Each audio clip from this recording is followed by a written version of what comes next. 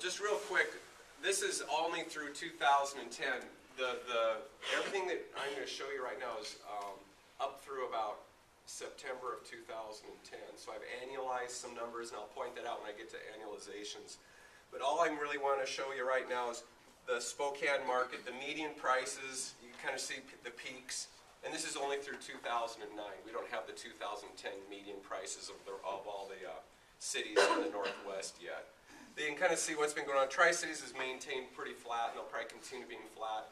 When I say flat, it means they have not dropped down because of all the money that's being spent down there.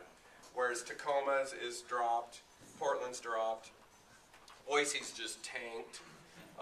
Seattle has dropped a little bit. I have a feeling that this next year with 10,000 new people working at Boeing, something like 200, 300 back orders of airplanes, Seattle's going to start coming back up. And we seem to find that whenever Seattle starts to pick up, we sort of pick up too. Probably not to the same elevation that they do, but it gives you a little idea that when that population starts cooking over there, we get a little spin-off. Including Moses Lake. I don't know if you're aware of the Moses Lake scenario with BMW doing a composite parts plant. The Norwegians came in. Yay, Norway! They're building... slowly taking over the world.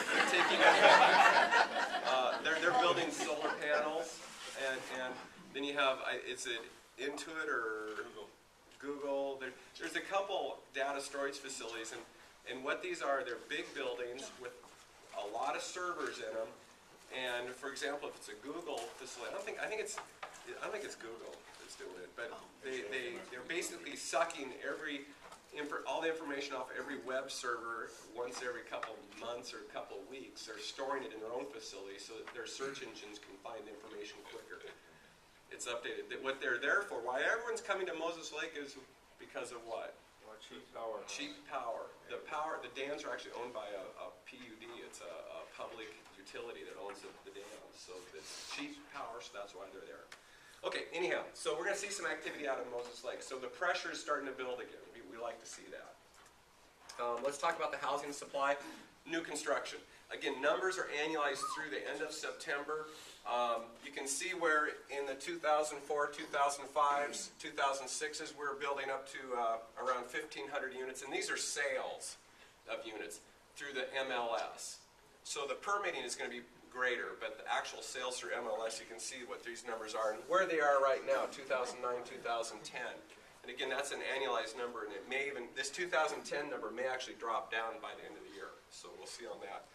The pricing of that new construction, the builders are finding the sweet spot around $230,000 is the median or the average price for all the new construction for this year.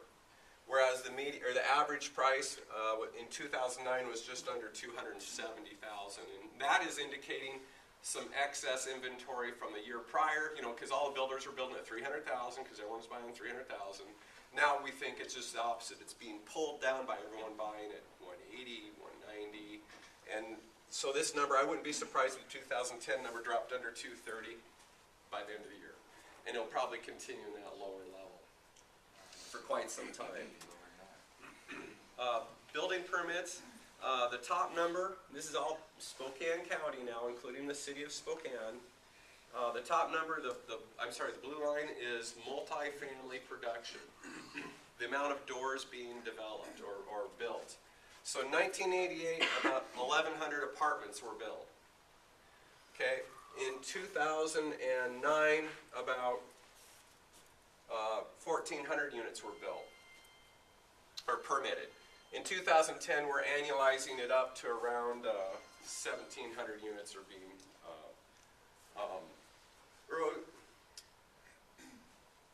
permitted. And I'm sorry, that's multifamily and single family combined. Okay, let me roll back. That's multifamily and single family combined. Okay, sorry about that. It says single family. Well, it's going to say single family here in a second. There, that's the single family production, or permitting. So, when in 1988, we permitted around, what is that, 700 units. In 2009 is about 700 units, and we're annualizing it up, and that could drop off too, to around 800 units to be permitted for all of 2010. why I point that out, you guys, is one of my last slides is I'm going to talk about population growth. And basically, construction mimics demand, or it responds to demand. So if I build a house and I sell it, I'm going to build another house. If I build a house, I don't sell it, I don't build another house. Does that make sense? So what happens is, no one was selling houses here because no one was moving here, everyone was leaving. There was this real stagnant purchasing going on.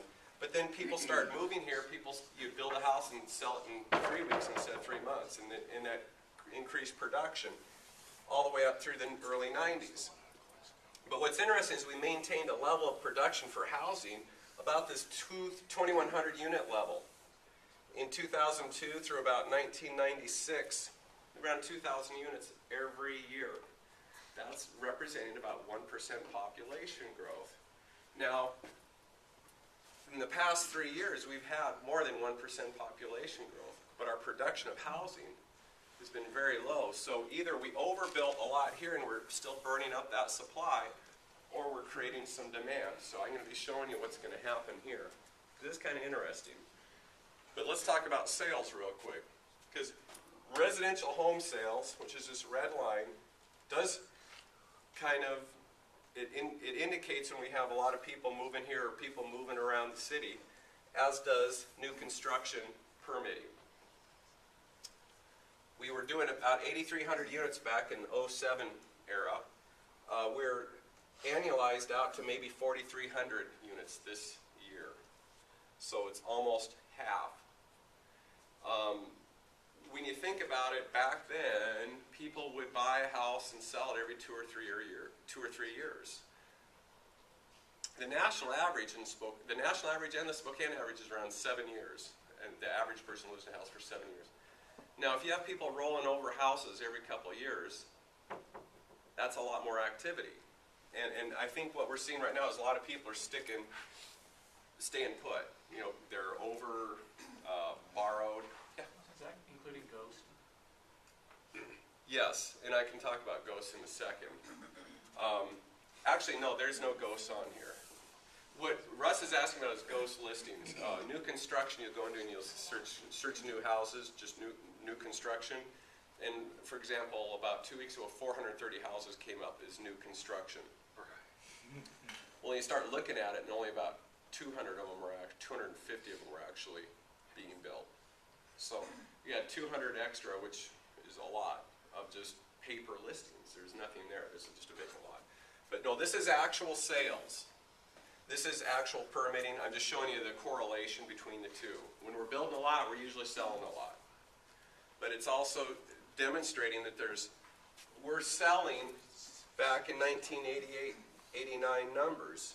And I tell you what, in 1988, 1989, we had at least 20% less households and at least 20% less population. So that's, I mean, we're seeing some amazing numbers right now for lack of consumption. But the population is still there, and I'm going to show that to you here in a sec. Building permits for multi-family. So this is just apartments. This is the slide I thought I was on. So this is just apartments. We had a big spike in permitting back in 95, 96 when right before growth management came into play. People heard about this growth management thing because the state said every city's mandated to have growth management. And so all the guys went out and did whatever they could and got their land zoned or permitted so that they would be grandfathered. Same thing happened in 2004 when the Universal Building Code changed. So right before that change came into effect, everyone took their plans and everything they had all reproduced. We were working for the prior decade, filed for new permits, and that's what caused that big spike. But other than that, generally they're building between 100 or 800 and 900 units every year. It's pretty steady. So when you take a look at the actual vacancy rates, and a vacancy rate is if you look at 100 units that are there, like maybe it's a big building, it's 100 units in it.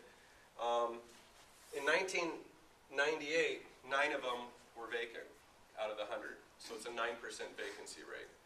And that also kind of is interesting because it kind of correlates to the amount of building permits. Generally, when you build a lot of apartment buildings, your vacancy rates also go up because you have all this new stuff coming online. We're feeling it on the north side, up off of Hatch Road. There's how many units coming up there? And so we're sort of feeling that. But what's really going on right now is the report for fall from WSU was about 6.4, 6.5 vacancy rate, down from about 7.5 a year earlier. So we're seeing a 1% drop a year, which is pretty good, considering that we're building still quite a bit of multifamily still. We haven't backed off of building multifamily like we did in 1988. It's staying pretty stable, because there's only about a 100-unit swing here. That's not too bad. So seeing that vacancy rate drop is good because we need to see household creation. We need to see things get filled up. When vacancy rates hit around 5%, what we find is that the landlords tend to start raising the rents. And when they start raising the rents and people start thinking about, I can be paying the same for a house. And I'm surprised they're not thinking that right now with the 4% interest rates. But that's generally what happens. And it kind of pushes them out of the nest. In other words, is when the rents start going up, people start jumping out and buying houses. In 04, 06, we got down to around 4% vacancy rates, which was really strong. Rents were coming up, houses were selling fast, people were really moving around. This is a little projection on new construction. Okay. The purple line is basically permitting for that quarter of the year. So as we go along, you can see that in the third quarter of 2010, there were around 220 permits dropped that year for this last quarter for new construction. The red line is 6 months from the time it was permitted. It will probably become inventory that you could sell or that someone can move into. So that's a 3-month or a 6-month lag. So what we're saying then is in the first quarter of 2011, this is how many units will be available for either sale or for somebody to move into. And this is Spokane County. It would be including owner builders, customs, it's a whole thing. Now the green line, which mirrors the red line and actually mirrors the purple line, is 60% of the new construction that comes online, the red line, is probably going to come to market. 60%. So 40% we're saying are customs, they're built by the owners, whatever. But through the MLS, we're thinking we'll see 60%, and that's an arbitrary number. But it could even be less than that. But then what we do is we take, well, what's the consumption rate? And this black line is actually consumption. So the third quarter of 2010, there were 180 units that were actually sold through the MLS. Out of the theoretical, about 120 units that came online. Does that make sense? So we like to see the consumption line greater than the production line. That's all that's doing. This is the window between 100% of new construction being available versus 60% of it coming on via the MLS, and then what's the buyer doing? So are they burning up more houses than are being produced? Hopefully.